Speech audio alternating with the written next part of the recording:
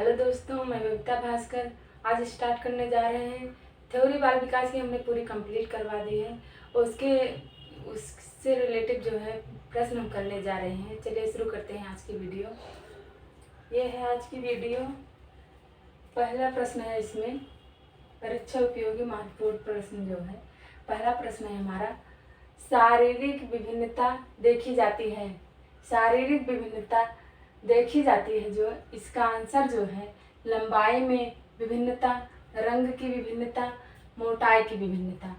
तो शारीरिक विभिन्नता देखी जाती है इसमें मतलब शरीर में, लंबाई में, मोटाई में विभिन्नता देखने को मिलती है और रंग में विभिन्नता देखने को मिलती है और लंबाई में। कुछ लोगों की हाइट लंबी और छोटी होती है, मतलब लंबाई जो है छोटी बड़ी सबके होते हैं। रंग भी अलग अलग होते हैं, किसी के काला तो किसी का गोरा, किसी का काला। और मोटाई भी कुछ लोग पतले होते हैं तो कुछ लोग मोटे होते हैं।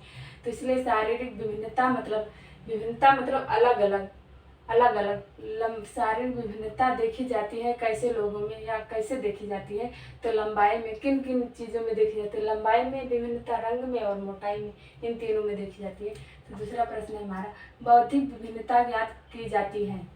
बौद्धिक विभिन्नता ज्ञात करने का जो सूत्र है, बुद्धि लब्धि परीक्षण द्वारा बौद्धिक विभिन्नता ज्ञात की जाती है। बुद्धि लब्धि परीक्षण द्वारा इसका आंसर है ये, बुद्धि लब्धि परीक्षण द्वारा। और तीसरा प्रश्न हमारा, जड़ बुद्धि बालकों की बुद्धि लब्धि होती है। जड़ बुद्धि बालकों की जो बुद्धि लब्धि होती है वो 0 से 24 होती है। और व्यक्तित्व विभिन्नता का कारण है। व्यक्तित्व विभिन्नता का कारण है बुद्धि विभिन्नता और लिंग विभिन्नता। दो ही कारण है, बुद्धि विभिन्नता और लिंग विभिन्नता। ये है व्यक्तित्व विभिन्नता का कारण। और पांचवा प्रश्न है हमारा, गतिवाही विभिन्नता का कारण है।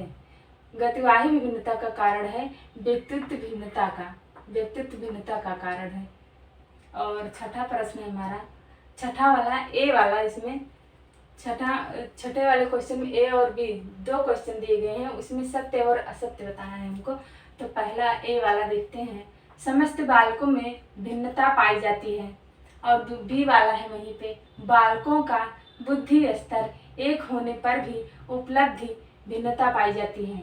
यहाँ पर समस्त बालकों में भिन्नता पाई जाती है, ये सही है? नहीं, ये असत्य मतलब सही नहीं है। समस्त बालकों में भिन्नता पाई जाती है। और बी वाला है, समस्त बालकों में भिन्नता पाई, बी वाला बालकों का बुद्धि स्तर एक होने पर भी उपलब्धि भिन्नता पाई जाती है। सही है कि बुद्धि जो है एक स्तर के होने के बावजूद उपलब्धि भिन्नता मतलब उपलब्धियां, पढ़ाई लिखाई में हर चीज़ में अंतर पाया जाता है, तो उपलब्धि भिन्नता पाई जाती है। तो पहला वाला जो है असत्य है और दूसरा वाला ए वाला असत्य है और बी वाला सत्य है। और यही सातवां वाला प्रश्न देखते हैं, इसमें भी ए बी वाला ऑप्शन है, तो क्वेश्चन है। तो ए वाला देखते हैं, बालिकाएं बालकों से सदैव अधिक योग्य होती हैं। ये गलत है। सब बालिकाएं और बालक सब एक बराबर होते हैं, उसमें कोई सदैव अधिक योग्य या अधिक योग्य कम ऐसा नहीं होता कुछ। और बी वाला देखते हैं, बालक बालिकाओं से सदैव अधिक योग्य होते हैं। इसमें बालक और बालिकाओं की तुलना की गई है कि दोनों में से एक दूसरे योग्य होते हैं, कि लड़कियों से लड़के योग्य होते हैं और लड़कों से लड़कियां योग्य होती हैं। तो ये दोनों ऑप्शन गलत होते हैं। हमारा ए और बी दोनों असत्य हैं, क्योंकि ऐसा कुछ नहीं होता है। और अगला प्रश्न है हमारा आठवां वाला, इसमें भी ए बी वाला क्वेश्चन है। तो पहला ए देखते हैं, विद्यालय में कक्षा विभाजन सजातीय समूहों में होना चाहिए।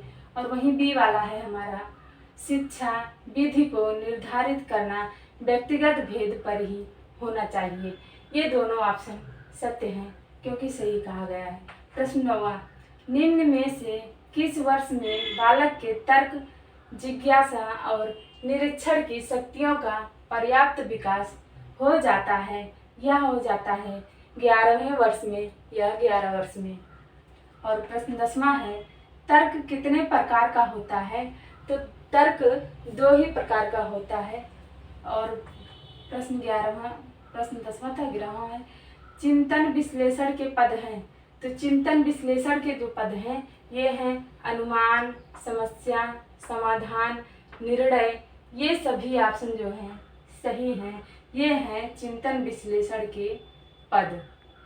और 12वां प्रश्न है हमारा, एक अध्यापक का समुचित मानसिक विकास की सम्यक जानकारी से हो सकता है, सम्यक जानकारी से हो सकता है।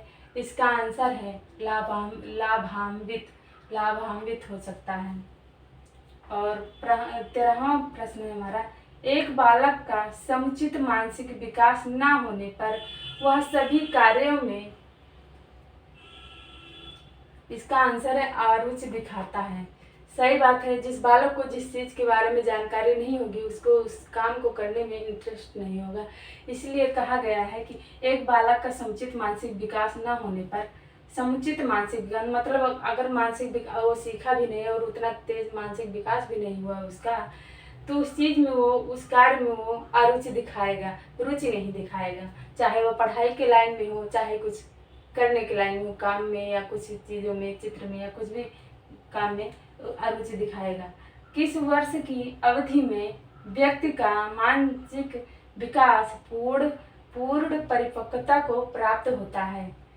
तो इसमें पूछा है किस वर्ष की अवधि में, किस वर्ष की अवधि में व्यक्ति का मानसिक विकास पूर्ण परिपक्वता को प्राप्त होता है? तो ये है 20 से 40 वर्ष।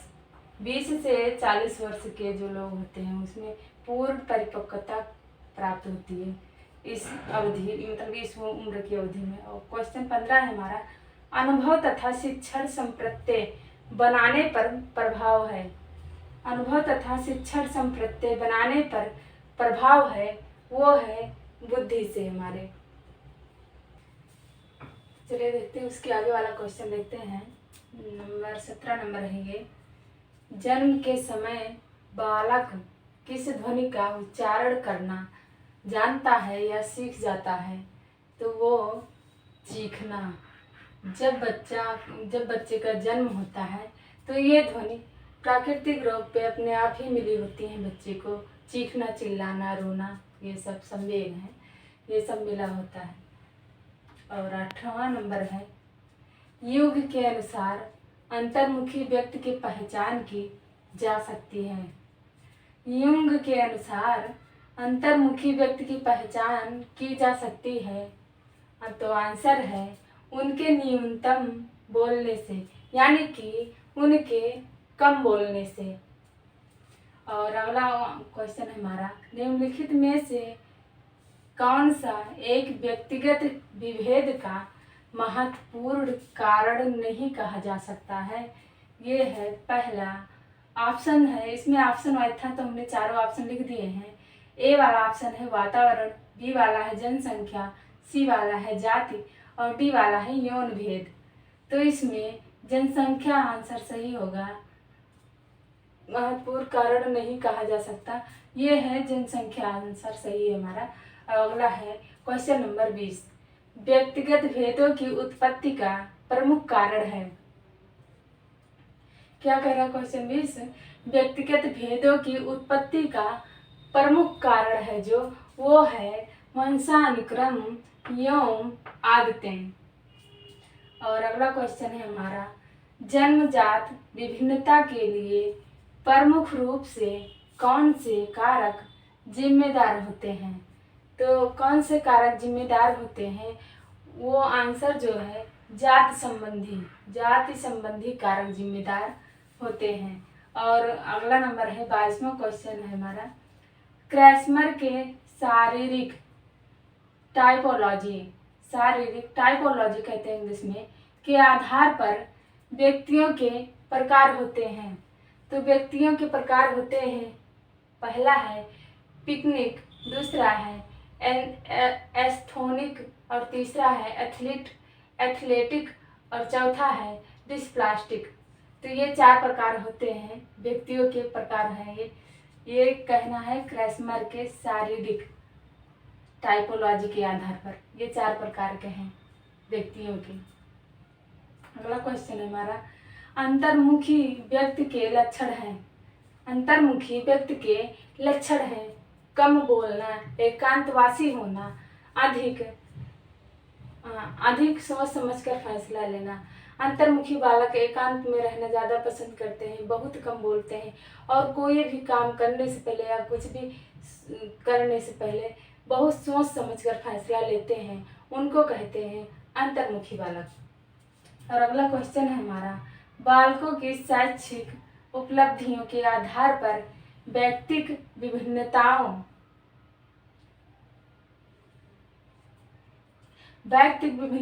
के कारण हैं। तो इस आंसर है इसका पूर्व अनुभवों की उपस्थिति, उपस्थिति लिखा गया है। तो पूर्व अनुभवों की उपस्थिति, संवेगात्मक समस्याएं, प्रेरणा, ये हैं 24 के क्वेश्चन के आंसर हैं।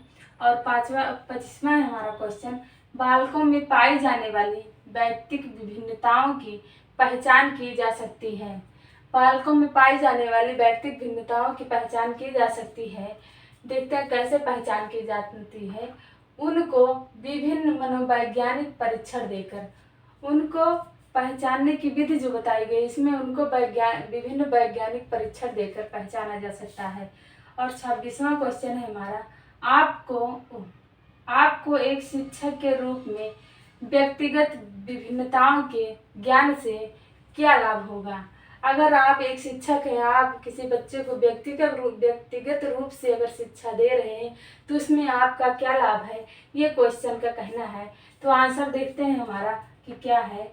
बालकों का मनोवैज्ञानिक रूप से वर्गीकरण करने में, बालकों को व्यक्तिगत शिक्षण प्रदान करने में, स्वयं को शिक्षण विधियों में आवश्यकता अनुसार परिवर्तन करने में।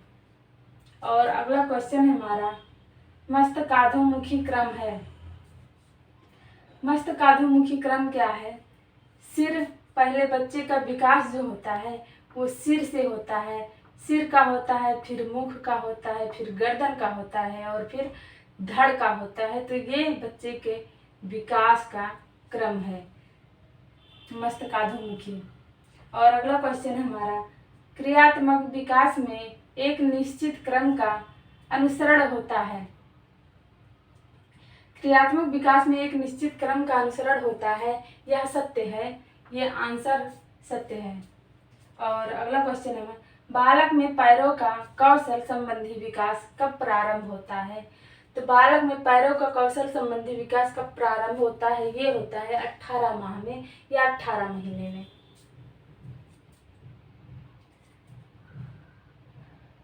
नहीं, 18 माह में, हाँ सही है, 18 माह में होता है, 18 महीने में है कि ये, सॉरी। और 30वां क्वेश्चन हमारा, हाथ के प्रयोग की समस्या का अर्थ है। हाथ के प्रयोग की समस्या का अर्थ है दोनों हाथों का समान रूप से प्रयोग करना। अगला है क्वेश्चन, जीवन काल में बालक द्वारा अर्जित ज्ञान क्या कहलाता है। जीवन काल में बालक द्वारा अर्जित ज्ञान क्या कहलाता है, ये है बोध कहलाता है या अंडरस्टैंडिंग कहलाता है। ये है आंसर इसका, बोध या अंडरस्टैंडिंग। अगला क्वेश्चन है हमारा, किस औसत आयु में बालक 100 तक गिनती गिन सकता है या गिनना सीख जाता है। वो वर्ष है 6 वर्ष के काल में। 6 वर्ष के काल में बच्चा 100 तक गिनती गिन सकता है या गिनने लगता है। शुरू करते हैं अपना अगला क्वेश्चन। 8 वर्ष तक की अवस्था के बालक को मुश्किल से मालूम होता है कि 1 सेकंड का समय कितनी देर में व्यतीत होता है। यह सही है, इसका आंसर सत्य है। और 34वां वाला हमारा क्वेश्चन है, आकृति संबंधी प्रत्यय का विकास बालक में किस औसत आयु से प्रारंभ हो जाता है। यानी कि किस वर्ष में बालक आकृति यानी कि चित्र बना लेता है, चित्र सब बना लेता है, बनाना शुरू कर देता है। तो वो हमारा 6 वर्ष से जो है बनाना शुरू कर देता है। और अगला क्वेश्चन है, सीखना एक कैसी प्रक्रिया है। सीखना उत्पादक है, सतत प्रक्रिया है, क्रमिक प्रक्रिया है। ये आंसर है हमारा। और अगला क्वेश्चन है, अधिगम अनुभव के कारण हमारे मौलिक व्यवहार में संशोधन है। अधिगम की यह परिभाषा किसने दिया है। तो कैल्विन ने दिया है। इस अधिगम की परिभाषा को कैल्विन ने दिया है।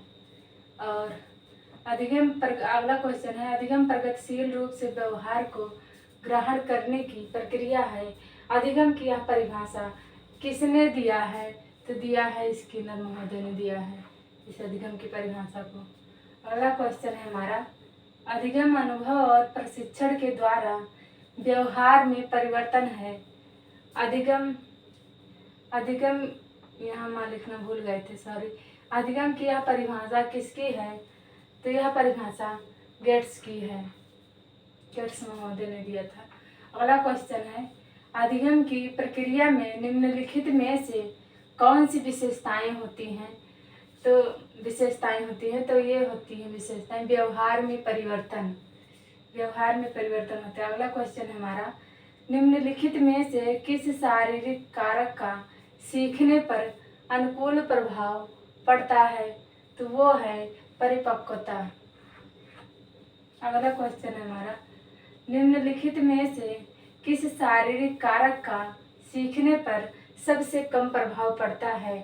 तो ये सबसे अधिक प्रभाव पड़ता है, जो अनुकूल प्रभाव पड़ता है ये है परिपक्वता, और सबसे कम प्रभाव पड़ता है वो है लिंग भेद पर।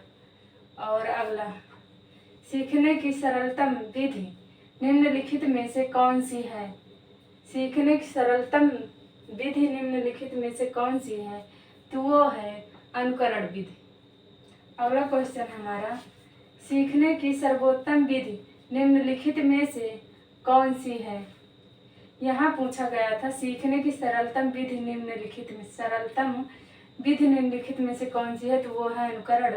और इसमें पूछा जा रहा है सीखने की सर्वोत्तम विधि, इसमें पूछा जा रहा है सीखने की सर्वोत्तम विधि निम्नलिखित में से कौन सी है? तो वो है अंतर्दृष्टि, अंतर्दृष्टि है। अगला है हमारा, क्लासिकी अनुबंधन सिद्धांत किसने दिया है? तो ये है पावलोव द्वारा दिया गया था। क्लासिकी अनुबंधन सिद्धांत पावलोव द्वारा दिया गया था। अगला क्वेश्चन हमारा, पावलोव ने क्लासिकी अनुबंधन संबंधी प्रयोग किस पर किए थे? पावलोव ने क्लासिकी अनुबंधन सिद्धांत जो दिए थे वो प्रयोग जो किए थे वो किस पर किए थे? वो कुत्ता पर किए थे। अगला क्वेश्चन हमारा, निम्नलिखित में से किस अधिगम प्रणाली का प्रयोग व्यवहार चिकित्सा में होता है? व्यवहार चिकित्सा में होता है तो वो है क्रिया प्रसूत अनुबंधन सिद्धांत। क्रिया प्रसूत अनुबंधन, ये क्रिया प्रसूत अनुबंधन जो होता है निम्नलिखित में से अधिगम प्रणाली का प्रयोग होता है, इसमें व्यवहार में चिकित्सा में होता है जो वो क्रिया प्रसूत अनुबंधन है। और अगला क्वेश्चन हमारा, प्रयत्न और भूल विधि किसने दिया था? तो प्रयत्न और भूल विधि थॉर्नडाइक ने दिया था, उनके द्वारा दिया गया था। अगला क्वेश्चन है, प्रयत्न और भूल में सबसे महत्वपूर्ण कारक कौन सा है? तो प्रयत्न और भूल में सबसे महत्वपूर्ण कारक जो है वो है हमारा अभिप्रेरणा। और अगला क्वेश्चन है हमारा, किस अधिगम प्रणाली में मानव मस्तिष्क का सबसे अधिक प्रयोग होता है? किस अधिगम प्रणाली में मानव मस्तिष्क का सबसे अधिक प्रयोग होता है? तो वो होता है अंतर्दृष्टि सिद्धांत में मानव मस्तिष्क का प्रयोग होता है सबसे अधिक। और अगला क्वेश्चन है हमारा, सफल समावेशन की निम्नलिखित की आवश्यकता होती है सिवाय पृथक्करण के, सिवाय पृथक्करण के। तो दोस्तों आज की वीडियो हमारी जो है यही समाप्त होती है। आप लोगों का बहुत बहुत धन्यवाद।